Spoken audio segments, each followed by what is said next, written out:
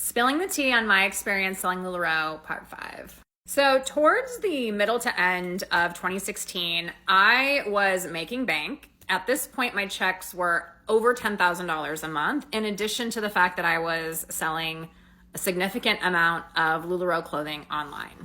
And I was scrolling back through this time period in my camera roll, and just in 2016, I went to, I think, 2 leadership events, convention, the LuLaRoe cruise. I went to New York twice, I think, that year. Again, I'm from Southern California. I was living there at the time. I went to a Caribbean trip with a girlfriend. I mean, y'all, I was living the freaking life.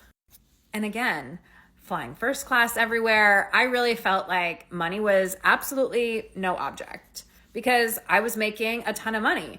I mean, my rent at the time was like $1,400 in Southern California. This was 2016. And I didn't really have a lot of bills. I was just like, oh my gosh, this is what I've always dreamed of. I've always wanted to have no stress with money. And I felt like I was on top of the world.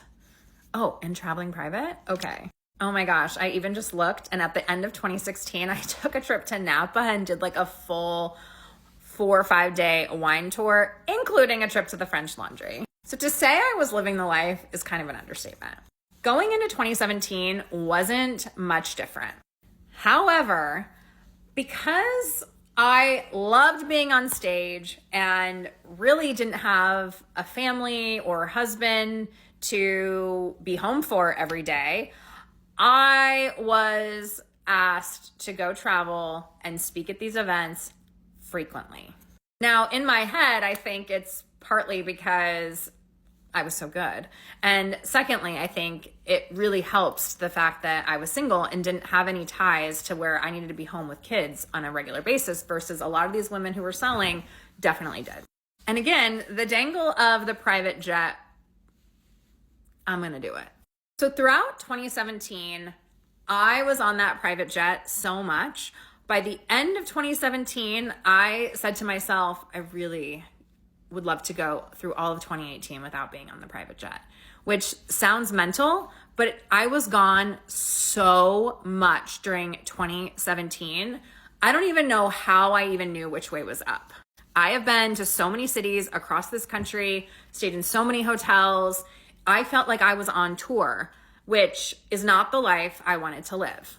But it is really hard to say no because the value they position to ask you to do trainings is a rising tide lifts all ships. And, you know, you're going to support your fellow LuLaRoe consultants because if you support them and get out there and train them, then everyone is going to do a little bit better. And that's not a bad thing. I like to give back and I'm okay with that. But throughout 2017, the same mentality applied to me where I really thought I was on top of the world and thought the money was never going to end. Come back for the next part.